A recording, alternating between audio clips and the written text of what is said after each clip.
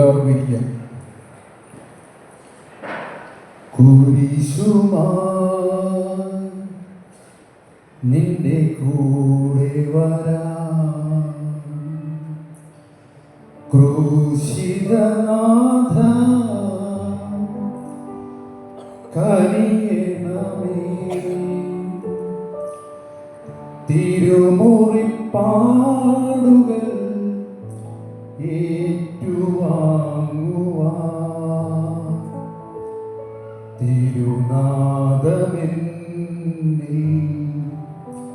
തെളിയണമേ. കുരിശുമായി നിന്റെ കൂടെ വരാം, ക്രൂശിതനാഥ കനിയണമേ, തിരുമുറിപ്പാടുകൾ ഏറ്റുവാങ്ങുവാൻ തിരുനാഥമെന്നിൽ തെളിയണമേ. എല്ലാവർക്കും ഒരു നിമിഷം പ്രാർത്ഥിക്കാം. ദൈവമേ, സ്വർഗ്ഗസ്ഥ പിതാവേ, ജീവിതഭാരങ്ങളാകുന്ന കുരിശുമായി അങ്ങയുടെ കൂടെ വരാൻ ക്രൂശിതനാഥ തമ്പുരാനെ അങ്ങ് കനിയണമേ. അങ്ങയുടെ തിരുമുറിപ്പാടുകൾ ഏറ്റുവാങ്ങി പുതുക്കമുള്ളവരായി തീരുവാൻ ഈ നോമ്പുകാലം അങ്ങ് ഇടയാക്കണമേ. ക്രൂശിനെ കുറിച്ച് ആഴത്തിൽ ചിന്തിക്കുവാൻ അങ്ങ് ഇടയാക്കണമേ. അടിയൻ്റെ വായിലെ വാക്കും ഹൃദയത്തിലെ ധ്യാനവും അങ്ങേക്ക് പ്രസാദകരമായിരിക്കുമാറാകട്ടെ. ആമേൻ. ദൈവത്തിൻ്റെ അതിപരിശുദ്ധമായ നാമം വാഴ്ത്തപ്പെടുമാറാകട്ടെ. ബഹുമാനപ്പെട്ട വിൻസെൻ്റ് അച്ഛൻ, റിജി അച്ഛൻ, ഇന്ന് താല്പര്യപൂർവ്വം കടന്നു വന്നിരിക്കുന്ന നിങ്ങൾക്ക് ഓരോരുത്തർക്കും ദൈവനാമത്തിലുള്ള സ്നേഹവന്ദനം അറിയിക്കുന്നു. ഇന്നെനിക്ക് അവസരം നൽകുന്ന ചർച്ച് കമ്മിറ്റി, പ്രത്യേകിച്ച് റിജോഷ് പ്രേമിനോടുള്ള നന്ദി അറിയിക്കുന്നു. ഇന്ന് ലോകം വളരെയധികം സങ്കീർണതയിലൂടെ കടന്നുപോയിക്കൊണ്ടിരിക്കുന്നു. ഭൂകമ്പങ്ങൾ, തീപിടുത്തം, യുദ്ധങ്ങൾ, ഇവയാൽ ജനങ്ങൾ വളരെയധികം കഷ്ടപ്പെടുന്നു. പ്രത്യേകിച്ച് ഇന്ത്യയിൽ മണിപ്പൂർ പോലുള്ള സംസ്ഥാനങ്ങളിൽ ക്രിസ്ത്യാനികൾ വളരെയധികം പീഡിപ്പിക്കപ്പെടുന്നു. അതിനാൽ കേന്ദ്ര സർക്കാരിൻ്റെ വളരെ പിന്തുണ കിട്ടിക്കൊണ്ടിരിക്കുന്നു. കേരളം പോലെ സംസ്ഥാനങ്ങളിൽ സ്ഥിതി വ്യത്യസ്തമല്ല. വന്യമൃഗങ്ങളുടെ ആക്രമണം മൂലം ജനങ്ങൾ കൊല്ലപ്പെടുന്നു. പിഞ്ചു കുഞ്ഞുങ്ങൾ പീഡനമേറ്റ് കൊല്ലപ്പെടുന്നു. എല്ലാ ദിവസവും കൊലപാതകത്തിൻ്റെ വാർത്തകൾ മാത്രം. എല്ലായിടവും മയക്കുമരുന്നിൻ്റെ വ്യാപനം എല്ലാം സർവ്വസാധാരണമാക്കിയിരിക്കുന്നു. ഈ സന്ദർഭത്തിൽ ദൈവം നമ്മെ കാത്തു സൂക്ഷിക്കുന്ന കൃപയോർത്ത് നമുക്ക് സ്തോത്രം ചെയ്യും. എല്ലാവർക്കും കരങ്ങളെ ഉയർത്തി ഹല്ലേലൂയ, ഹല്ലേലൂയ, ഹല്ലേലൂയ. ഇന്നത്തെ ചിന്തയ്ക്കായി എടുത്തിരിക്കുന്നത് മർക്കോസ് എഴുതിയ സുവിശേഷം 4-ാം അധ്യായം 20-ാം വാക്യം. ചിന്തത 10 മുതൽ 20 വരെയുള്ള വാക്യങ്ങളുടെ അകത്തുള്ള ചിന്തയാണ് വരുന്നത്. നമ്മുടെ അറിയാവുന്ന പോലെ തന്നെ കൃഷിക്കാരൻ്റെ വിത്ത് വിതയ്ക്കുന്ന കർഷകൻ്റെ ഉപമയെക്കുറിച്ചുള്ളതാണ്. 20-ാമത്തെ നല്ല മണ്ണിൽ വിതയ്ക്കപ്പെട്ടതോ വചനം കേൾക്കുകയും അംഗീകരിക്കുകയും ചെയ്യുന്നവൻ തന്നെ അവൻ 30, 60, 100 മേനി വിളയുന്നു. അതിൻ്റെ 33-ാം വാക്യം. അവനിങ്ങനെ പല ഉപമകളാൽ അവർക്ക് കേൾപ്പാൻ കഴിയും പോലെ അവരോട് വചനം പറഞ്ഞു പോന്നു. ഉപമ കൂടാതെ അവരോടൊന്നും പറഞ്ഞതുമില്ല. യേശുക്രിസ്തു തൻ്റെ പരസ്യ ശുശ്രൂഷ വേളയിൽ എല്ലാ കാര്യങ്ങളും പറഞ്ഞത് ഉപമകളിലൂടെയാണ്. അതായത് സാധാരണക്കാരന് മനസ്സിലാക്കുന്ന ഭാഷയിൽ യേശു കർത്താവ് ജനങ്ങളോട് സംസാരിക്കുകയുണ്ടായി. ഇന്ന് നമുക്ക് ചിന്തിക്കുന്നത് ഏറ്റവും സുപരിചിതമായ വിത്ത് വിതക്കാരൻ്റെ ഉപമയാണ് നമ്മളിന്ന് ധ്യാനിക്കുന്നത്. ഈ ഉപമ എത്ര ഹൃദയസ്പർശിയായെന്ന് ചോദിച്ചാൽ ഇതിൽ പറഞ്ഞിരിക്കുന്ന വഴിയരികും പാറപ്പുറവും മുൾച്ചെടിയും നല്ല നിലവും നമ്മുടെ ഓരോരുത്തരുടെയും ഹൃദയങ്ങളാകുന്നു എന്നതുകൊണ്ടാണ്. പ്രിയപ്പെട്ടവരെ, ഇന്ന് നല്ല നിലങ്ങൾ എന്ന് നമ്മൾ വിചാരിക്കുന്നത് പോലെ രാസവള പ്രയോഗങ്ങൾ നടത്തിയിട്ടുള്ളതാകാം. ഈ രാസവള പ്രയോഗങ്ങൾ ഇന്ന് ഹൃദയമാകുന്ന നിലങ്ങളിൽ വന്നു ചേർന്നിട്ടുണ്ട്. കപടത കൊണ്ട് നല്ല നിലങ്ങളായി പ്രത്യക്ഷപ്പെട്ടുവെങ്കിലും ഫലം മറിച്ചാണ്. അടുത്ത കാലത്തെ ഒത്തിരി സംഭവങ്ങൾ ഇതിന് ഉദാഹരണങ്ങളാണ്. അതിനാൽ കപടതയായ രാസവള പ്രയോഗം വിട്ട് നമ്മുടെ ഹൃദയങ്ങളെ ശുദ്ധമാക്കാം. ഒരുപക്ഷെ നമ്മുടെ ഹൃദയം 100% നല്ല നിലമാക്കുക എന്നത് ഒരു അസാധ്യമുള്ള കാര്യമായിരിക്കാം. എന്നാലും നമ്മൾ നമ്മുടെ ഹൃദയങ്ങളെ 100% ശുദ്ധമാക്കാനുള്ള പരിശ്രമങ്ങൾ ചെയ്യണമെന്നുള്ളതാണ് ദൈവം ആഗ്രഹിക്കുന്നത്. 4 തരം ഉപമകളെ പറ്റിയാണ് ഈ ഉപമയിൽ സംസാരിക്കുന്നത്. ഈ 4 നിലങ്ങൾ വ്യത്യസ്ത മനുഷ്യ ഹൃദയങ്ങളല്ല സൂചിപ്പിക്കുന്നത്, മറിച്ച് ഒരു മനുഷ്യനിൽ തന്നെ ഉണ്ടായേക്കാവുന്ന 4 തരം ഹൃദയ അവസ്ഥകളെ കുറിച്ചാണ് ഈ നിലകളെ കുറിച്ച് പറയുന്നത്. ലക്ഷ്യബോധം ഉണ്ടാകുമ്പോൾ കർത്തവ്യബോധം തനിയെ ഉണ്ടാകും. അതിന് സുപ്രസിദ്ധമായ ഒരു സംഭവം ഞാൻ പറയാം. പണ്ഡിറ്റ് ജവഹർലാൽ നെഹ്റു മരിക്കുന്നതിന് മുമ്പ് ഏറ്റവും ഒടുവിലായി എഴുതിയത് തൻ്റെ ഡയറിയിൽ കാണുന്ന ഒരു കവിതാശകലമാണ്. The woods are lovely, dark and deep, but I have promises to keep, and miles to go before I sleep, and miles to go before I sleep. ഈ വാക്കുകൾ പ്രസിദ്ധനായ ഇംഗ്ലീഷ് സാഹിത്യകാരൻ റോബർട്ട് ഫ്രോസ്റ്റിന്റെ കവിതയിൽ നിന്ന് എടുത്തതാണ്. ഒരു ദിവസം വൈകിട്ട് കുതിരപ്പുറത്ത് സവാരിക്ക് പോയ കവി വഴിയിൽ വെച്ച് മഞ്ഞ് വീഴ്ച കാണുകയുണ്ടായി.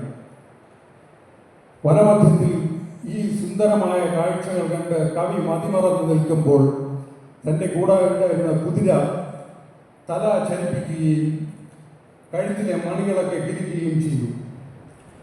അപ്പോൾ അവിടെ നിന്ന് പെട്ടെന്ന് പുറപ്പെട്ട കവി തൻ്റെ ഭവനത്തിലേക്ക് പോയി എഴുതിയതാണ്: ഈ വനപ്രദേശം എത്ര മനോഹരമാണ്, പക്ഷേ എനിക്ക് ഇനിയും കടമകൾ നിറവേറ്റാനുണ്ട്.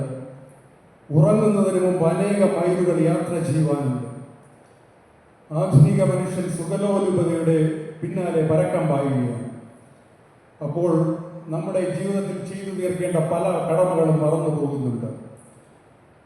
നമ്മെ വിളിച്ചിരിക്കുന്ന വിളിക്ക് യോഗ്യമാവണ്ണം സകല വിനയത്തോടും ശാന്തതയോടും കൂടി നടക്കണം. വീണ്ടും നമുക്ക് വചനഭാഗത്തേക്ക് പോകാം. ഒന്നാമതായി വഴിയരികെ. വഴി മനുഷ്യരാൽ ചവിട്ടി ചവിട്ടി ഉറച്ച പ്രതലമാണ്. ആർക്കും സ്വതന്ത്രമായി കടന്നു പോകാൻ അനുവാദമുള്ള സ്ഥലമാണ് വഴി. അതിനാൽ തന്നെ വീടിൻ്റെ സുരക്ഷിതമോ സൗകര്യമോ ഇല്ലാത്ത സ്ഥലമാണ് ചില ചിന്തകളോ വ്യക്തികളോ അബദ്ധ സിദ്ധാന്തങ്ങളോ ആവർത്തിച്ചാവർത്തി ചെയ്യുന്ന പാപങ്ങളോ മുൻവിധിയോ അഹങ്കാരമോ ഒക്കെ ആവർത്തിച്ചു പോകുന്ന ഹൃദയം നാൾക്കുനാൾ കാഠിന്യമുള്ളതായി മാറുകയാണ്. ഇത്തരം ഹൃദയത്തിൽ വചനത്തിൻ്റെ വിത്ത് പൊട്ടിമുളയ്ക്കാൻ വളരെ പ്രയാസമാണ്. മുളകൾ പോലും ആ ഹൃദയത്തിൽ വചനം പൊട്ടിമുളയ്ക്കാൻ സമയമില്ല. ആ വിളകൾ പക്ഷികൾ വന്ന് തിന്നു കളയുന്നു എന്ന് പറഞ്ഞാൽ ദുഷ്ടൻ വന്ന് അപഹരിക്കുന്നു എന്നർത്ഥം എന്ന് യേശു പറയുന്നു. പ്രിയപ്പെട്ടവരെ, നമ്മുടെ ജീവിതം വിലയിരുത്തുക. വഴിയായിത്തീർന്ന ഉറച്ച നിലമാണെങ്കിൽ അതിനെ കിളച്ച് മനോഹരമാക്കുവാൻ കഴിയും. അതിനാദ്യം നാം തീരുമാനിക്കേണ്ടത് നമ്മുടെ ഹൃദയം ഉറച്ച നിലമാണെന്ന് ഉള്ള തിരിച്ചറിവാണ്. ആ തിരിച്ചറിവ് നമ്മുടെ എല്ലാ ഹൃദയത്തിലുണ്ടാകട്ടെ എന്ന് ഞാൻ പറയുന്നു. ലോകപ്രസിദ്ധനായ വിൻസ്റ്റൺ ചർച്ചിൽ ഹാരോ എന്ന വിദ്യാലയത്തിലാണ് പഠിച്ചിരുന്നത്. ബ്രിട്ടീഷ് പ്രധാനമന്ത്രിയായി വിഖ്യാതനായ ശേഷം അദ്ദേഹം ഹാരോ എന്ന സ്കൂളിലെ വിദ്യാർത്ഥികളോട് പ്രസംഗിക്കുവാനായി ക്ഷണിച്ചു. ആ സ്കൂളിലെ പ്രധാന അധ്യാപകൻ വിദ്യാർത്ഥികളോട് പറയുകയാണ്: നാളെ നമ്മുടെ സ്കൂളിൽ പ്രസിദ്ധനായ വിൻസ്റ്റൺ ചർച്ചിൽ വരികയാണ്. കുഞ്ഞുങ്ങളെ, നിങ്ങൾക്ക് അദ്ദേഹത്തിൻ്റെ പ്രസംഗം വളരെ പ്രചോദനകരമായിരിക്കും. ലോകത്തിലെ ഏറ്റവും അറിയപ്പെടുന്ന ഒരു പ്രസംഗകനാണ് അദ്ദേഹം. നിങ്ങൾ അദ്ദേഹത്തിൻ്റെ പ്രസംഗം വ്യക്തമായി കേൾക്കുകയും നോട്ടെല്ലാം കുറിച്ചെടുത്ത് അത് ഭംഗിയായി പഠിച്ച് ജീവിതത്തിൽ അനുവർത്തിക്കണമെന്ന് അധ്യാപകൻ വിദ്യാർത്ഥികളോട് പറയുകയുണ്ടായി. അടുത്ത ദിവസം കൃത്യസമയത്ത് തന്നെ വിൻസ്റ്റൺ ചർച്ചിൽ അവിടെ എത്തിച്ചേർന്നു. ആ കുട്ടികളെല്ലാം പ്രസംഗത്തിന് വേണ്ടി ആകാംക്ഷയോടെ കാത്തിരിക്കുകയാണ്. അദ്ദേഹം എണീറ്റ് ഇപ്രകാരം പറഞ്ഞു: young gentleman, never give up, never give up, never give up, never never never. പ്രസംഗം അവസാനിപ്പിച്ച് അദ്ദേഹം കസേരയിലിരുന്നു. വളരെ ചെറിയൊരു പ്രസംഗം മാത്രമാണ് അദ്ദേഹം ചെയ്തത്. ഒരിക്കലും വിട്ടുകളയരുതെന്നത് ഒരു ഉപദേശം മാത്രം. പക്ഷെ ഒരു കാര്യം വ്യക്തമാണ്: അന്ന് ആ പ്രസംഗിച്ച ആ ഒരു സന്ദേശം ഒരു വിദ്യാർത്ഥിയുടെ ഹൃദയത്തിൽ നിന്നും മാഞ്ഞു പോയില്ല. ആഴത്തിൽ പറഞ്ഞ ഒരു ഉപദേശമായിരുന്നു അത് യുവാക്കൾക്ക് ലഭിച്ചത്. മുന്നോട്ട് പോകാൻ ശ്രമിക്കുമ്പോൾ യാതൊരു പ്രതികൂല സാഹചര്യത്തെയും ഭയപ്പെടുവാൻ പാടില്ല. സ്ഥിരോത്സാഹവും കഠിനാധ്വാനവും ദൈവാശ്രയവും ജീവിതത്തിൽ അത്യാവശ്യമാണ്. എൻ്റെ ഒരു അനുഭവം ഞാൻ പറയാം. ഞാൻ പഠിക്കുന്ന കാലം പോളിടെക്നിക്കിലെല്ലാം പരാജയമുണ്ടായി. അങ്ങനെ വീട്ടിൽ നിന്ന് പിന്നെ PSC പഠിക്കണമെന്നുള്ള ഒരു ആഗ്രഹമുണ്ടായി. ഓലത്താന്നി നമ്മുടെ ഒരു കമ്പൈൻ സ്റ്റഡി ചെയ്യുന്ന സെൻറ്ററിൽ പോകുന്ന പതിവായിരുന്നു. അവിടെ കുറേ യുവാക്കളെല്ലാം ചേർന്ന് ഭംഗിയായി പഠിക്കുന്ന ഒരു സിറ്റുവേഷൻ ഉണ്ടായിരുന്നു വർഷങ്ങൾക്ക് മുമ്പ്. അപ്പോഴെല്ലാം ഞാൻ ദൈവത്തോട് പ്രാർത്ഥിക്കുന്നത്, ദൈവമേ ഒരു PSC ലിസ്റ്റിൻ്റെ സപ്ലിമെൻ്ററി ലിസ്റ്റിലെങ്കിലും വന്ന് ദൈവമേ എനിക്കൊരു ജോലി, സർക്കാർ ജോലി തരണമെന്നാണ്. എന്നാൽ ദൈവം 2010, 2011 വർഷങ്ങളിൽ 6 സർക്കാർ ജോലിയുടെ പോസ്റ്റിംഗ് ഓർഡർ എൻ്റെ കയ്യിൽ ദൈവം തരികയുണ്ടായി. അതിൽ തന്നെ 4 ജോലികൾ എനിക്ക് മാറി മാറി പ്രവേശിക്കുന്നതിനിടയായി. ഇപ്പോൾ ദൈവത്തിൻ്റെ ഏറ്റവും വലിയ അനുഗ്രഹത്താൽ വീട്ടിൻ്റെ ഏറ്റവും അടുത്തായുള്ള സർക്കാർ സ്ഥാപനത്തിൽ തന്നെ ജോലി ദൈവം ഇടയാക്കി. ഞാനിത് പറയുന്ന എന്തിനാണെന്ന് വെച്ചാൽ നമ്മുടെ മുന്നിലിരിക്കുന്ന കൊച്ചു പിള്ളേരുടെ യുവാക്കളെയും ഒരു പ്രചോദനമാകട്ടെ എന്ന് കരുതിയാണ്. ദൈവാശ്രയത്തോടു കൂടി പഠിക്കുകയാണെങ്കിൽ ഏത് പ്രതിബന്ധങ്ങളും നമുക്ക് കീഴടക്കാനാവും. അന്ന് എൻ്റെ സ്ഥിരമായ ഒരു ഇതായിരുന്നു ബൈബിൾ വായന. അന്നിവിടെ മരിച്ചുപോയ സാബുണ്ണൻ പുള്ളിയാണ് എന്നെ ഇതുപോലെ ബൈബിൾ വായിക്കാൻ വേണ്ടി അന്ന് ചെറുതായിട്ടൊക്കെ വായിക്കും. അപ്പോൾ ഈ സാബുണ്ണ ഒരു ദിവസം പറഞ്ഞു, മകൻ അനീഷ, ഈ ബൈബിൾ ഒരു സൈഡിൽ ഉൽപ്പത്തി മുതൽ ഇങ്ങനെ വായിച്ചു പോകണം. ഞാൻ അന്ന് മുതൽ അങ്ങ് വായിക്കാൻ തുടങ്ങി. ഏകദേശം ഒരു 10ാം ക്ലാസ് പഠിക്കുന്ന പ്രായമാണ്. ഞാൻ ഏകദേശം ഒരു 10 പ്രാവശ്യത്തോളം ബൈബിൾ കംപ്ലീറ്റ് വായിച്ചു.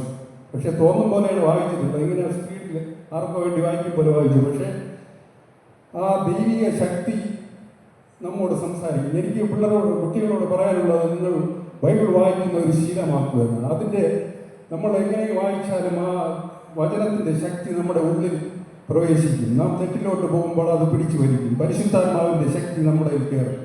അതിന് ഒരു സംശയമില്ല. നിങ്ങൾ ബൈബിൾ വായിക്കുന്നത് ഒരു ശീലമാക്കി എടുക്കുക. എല്ലാ കുഞ്ഞുങ്ങളും, എൻ്റെ മുൻപിലിരിക്കുന്ന എല്ലാവരും യുവാക്കളും ഇതുവരെ വായിച്ചു തുടങ്ങിയിട്ടുണ്ടെങ്കിൽ ഇനി വായിച്ചു തുടങ്ങേണ്ടതാണ്. അതുപോലെ ബൈബിൾ വായന, പ്രാർത്ഥന, പഠനം, ഇത് 3 ഒരുമിച്ച് കൊണ്ടുപോയാൽ ഏത് ഉയരങ്ങളും കീഴടക്കാനാവും.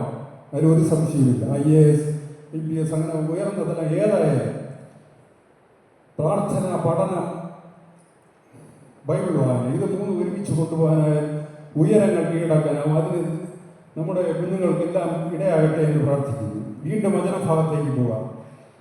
രണ്ടാമതായി, പാറപ്പുറത്ത് വീണ വിത്തുകൾ. ഒരു ധ്യാനമോ വചനപ്രസംഗമോ കഴിയുമ്പോൾ അപ്പോഴത്തെ ആവേശത്തിൽ പല നല്ല തീരുമാനങ്ങൾ എടുക്കുകയും അതിനനുസരിച്ച് മുന്നോട്ട് പോകാൻ ശ്രമിക്കുകയും ചെയ്യുന്നവർ മുന്നോട്ടുള്ള യാത്രയിൽ ആഴമില്ലാത്ത വിശ്വാസത്തിൻ്റെ ഫലമായി കാലിടറുകയും. ഈ മണ്ണിന് ആഴം കൂട്ടുക എന്നതാണ് നമ്മുടെ ജോലി. എങ്ങനെ ആഴം കൂട്ടും? വചനം വായിക്കുക. ഒരു മനുഷ്യൻ്റെ ഹൃദയം പാറപ്പുറമാകാൻ അധികം സമയം വേണ്ട. കുറച്ച് ദിവസം പള്ളിയിൽ വരാതെയും പ്രാർത്ഥിക്കാതെയും ഇരുന്നാൽ മതി.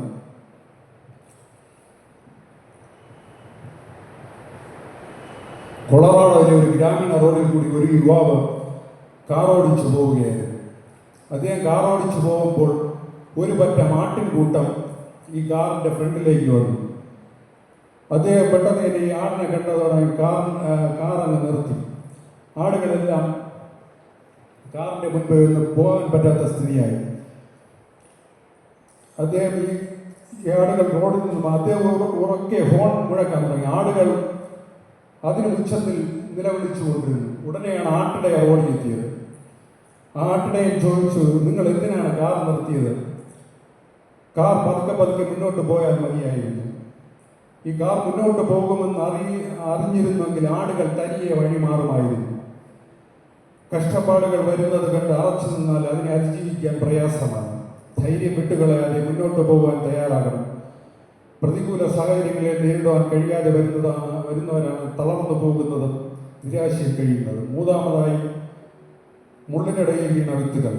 ലൗകിക വ്യഗ്രതയും ധനത്തിൻ്റെ ആകർഷണവും വചനത്തെ ഞെരുക്കുന്നു എന്നാണ് മുള്ളുകൊണ്ട് യേശു പഠിപ്പിക്കുന്നത്. നോക്കുക, കൊലപാതകം പോലുള്ള വലിയ മാരക പാവങ്ങളല്ല യേശുവിടെ പരാമർശിച്ചു, മറിച്ച് എല്ലാ പാവങ്ങളുടെയും മൂലകാരണമായ ജഡത്തിന്റെ ദുരാശയെ പറ്റിയാണ്. ഏതൻ തോട്ടത്തിൽ വെച്ച് ആദവും ഹവ്വയും കീഴടങ്ങിയ ഇവയ്ക്ക് മുന്നിലാണ്. തൻ്റെ പരസ്യ ശുശ്രൂഷ ജീവിതത്തിൽ യേശു പല പ്രാവശ്യം ആവശ്യപ്പെട്ടതും ദ്രവ്യാഗ്രഹത്തിൽ നിന്ന് ഓടി അകലാനാണ്. ദാനധർമ്മത്തിൽ ഏർപ്പെടുക, പ്രാർത്ഥനയിൽ സ്ഥിരത നിലനിർത്തുക എന്നിവയാണ് മുൾച്ചെടികളെ മാറ്റി മുന്നേറുവാൻ നമ്മെ സഹായിക്കുന്നത്. ഇനി നമുക്കൊരു ഗാനത്തിന്റെ ഉത്ഭവത്തെക്കുറിച്ച് മനസ്സിലാക്കാം. കാർഡിനൽ ന്യൂമാൻ എഴുതിയ പ്രസിദ്ധ ഗാനമാണ് ലീൻ കൈൻഡ്ലി ലൈറ്റ്, കൂരിരുളിൽ ഞാൻ സ്നേഹദീപമായി നടത്തുക എന്ന മലയാളത്തിൽ പരിഭാഷപ്പെടുത്തിയ ഗാനം. സിസിലിയയിലേക്ക് യാത്ര ചെയ്യുന്ന കാർഡിനൽ ന്യൂമാൻ രാത്രിയിൽ ഏകനായി കപ്പലിന്റെ ടക്കിലിരിക്കുകയാണ്. അദ്ദേഹം ജീവിത പ്രശ്നങ്ങൾ ഒന്നിനു പുറകെ ഒന്നായി കടലിന്റെ തിരമാലകൾ പോലെ മനസ്സിലേക്ക് മറിഞ്ഞു വന്നുകൊണ്ടിരിക്കുന്നു. ചുറ്റും കട്ടപിടിച്ചപ്പോൾ കട്ടപിടിച്ച് ഇരുട്ട് മാത്രം. ഈ പ്രതികൂല സാഹചര്യത്തിൽ മധ്യത്തിലാണ് അദ്ദേഹം വെളിച്ചത്തിന്റെ ഉടയവനായ ദൈവത്തോട് എൻ സ്നേഹ ദീപമേ നടത്തുകയെന്ന് ഉറക്കെ പ്രാർത്ഥിച്ചത്. ചുറ്റുപാടും ഇരുട്ടാണ്, ഞാൻ ഏകനാണ്, അതുകൊണ്ട് അന്ധകാര തമസിൽ അവിടെ നിന്ന് കൂടെ ഇരുന്ന് നയിക്കണമേ. വീട്ടിൽ നിന്ന് ഞാൻ വളരെ ദൂരത്താണ്, അവിടുത്തെ സാന്നിധ്യം എനിക്ക് ആവശ്യമാണ്. അദ്ദേഹം വീണ്ടും പറഞ്ഞു, I do not ask the distance is one step enough for me. ഓരടി മാത്രം ദൈവമേ, ഒരു കാൽ വയ്ക്കാനുള്ള ഇടം അങ്ങ് കാണിച്ചു തരയണമേ. കഴിഞ്ഞ കാലത്തേക്ക് അദ്ദേഹം തിരിഞ്ഞു നോക്കി. എന്നിഷ്ടം പോലെ ചെയ്തു ഞാൻ അയ്യോ മുൻനാളിലെ. ദൈവമേ, എൻ്റെ കഴിഞ്ഞ കാലത്തെക്കുറിച്ചൊന്നും ഓർക്കരുതേ. ഞാൻ അങ്ങയുടെ ഇഷ്ടങ്ങളൊന്നും ചെയ്യാതെ നടന്നവനാണ് ദൈവമേ എന്ന് അദ്ദേഹം പ്രാർത്ഥിച്ചു. ഇരുട്ടുപോയി പ്രഭാതവും വരും, മറഞ്ഞുപോയ പ്രിയനെ എന്നാണ് അദ്ദേഹം പ്രാർത്ഥിച്ച് നടത്തിയത്. വ്യക്തിപരമായ ജീവിതത്തിൽ നാം പല സന്ദർഭങ്ങളിലും കൂരുകൾ കാണുന്നവരാണ്. കൂരുകൾ താഴെ നടന്നാലും ഞാനൊരു അനർത്ഥം ഭയപ്പെടുകയില്ല എന്ന് സങ്കീർത്തനക്കാരനെ പോലെ നമുക്ക് പറയാൻ സാധിക്കണം.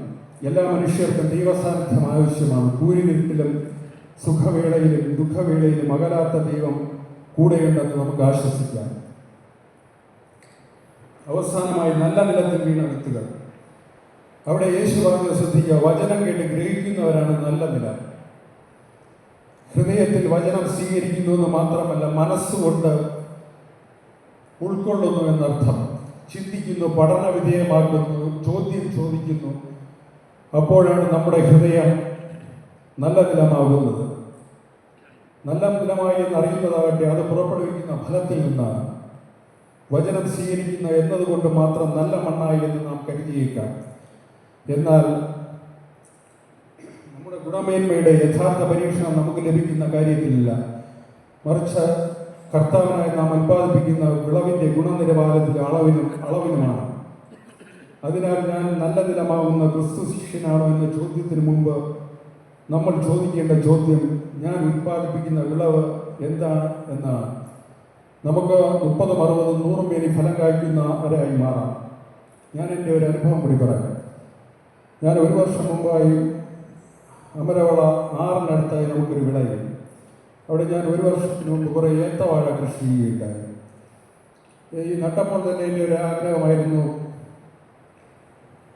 ക്രിസ്മസ് ലേലത്തിനൊരു നല്ല പഴുത്ത കുല വയ്ക്കണമെന്ന്. ക്രിസ്മസ് ലേല സമയമായി.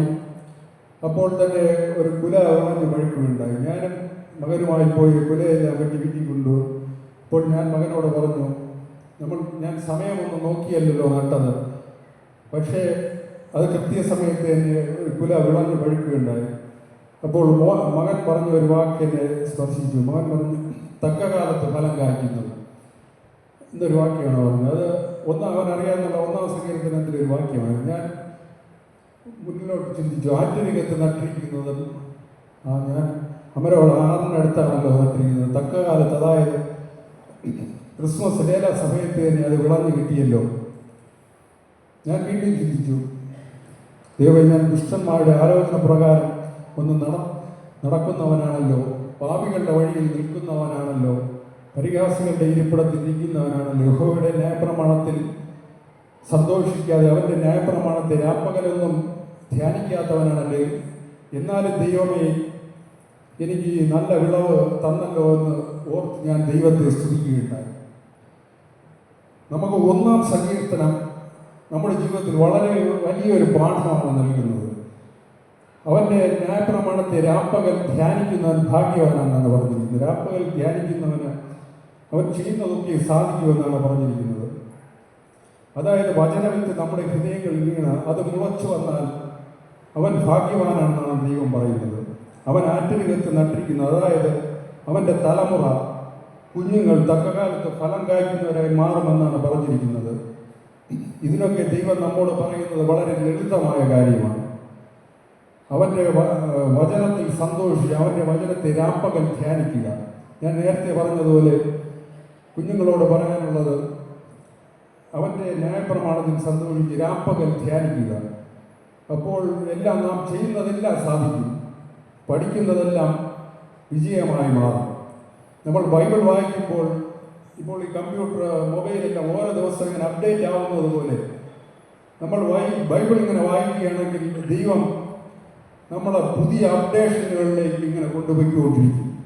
നാം അറിയാതെ തന്നെ നമ്മുടെ പാതകൾ, എനിക്ക് പലപ്പോഴും ഇതുപോലെ ഓരോ ഓഫീസിലൊക്കെ സപ്ലൈ ഓഫീസിലൊക്കെ ഇരുന്നപ്പോൾ ഈ റേഷൻ കടക്കാർക്ക് പലതും വിതരണം ചെയ്യുന്ന സീറ്റായിരുന്നു എനിക്ക്. ഒരു 5 ലോഡ് അരി വരുമായിരിക്കും, പച്ചരി വരും. അത് കുറേ പേർക്ക് കൊടുത്താൽ അത് പരാതി, കൂടിയാൽ പരാതി, അങ്ങനെ ദൈവവേദീകരിച്ച് ചെയ്യും. അപ്പോൾ അതെല്ലാം മിക്കവാറും അതിൻ്റെ അവസാനം എന്താവുന്നൊരു കാഴ്ചപ്പാട് ദൈവം എനിക്ക് തരുമായിരുന്നു. അങ്ങനെ വളരെയധികം പ്രയോജനപ്പെട്ടിട്ടുണ്ട്.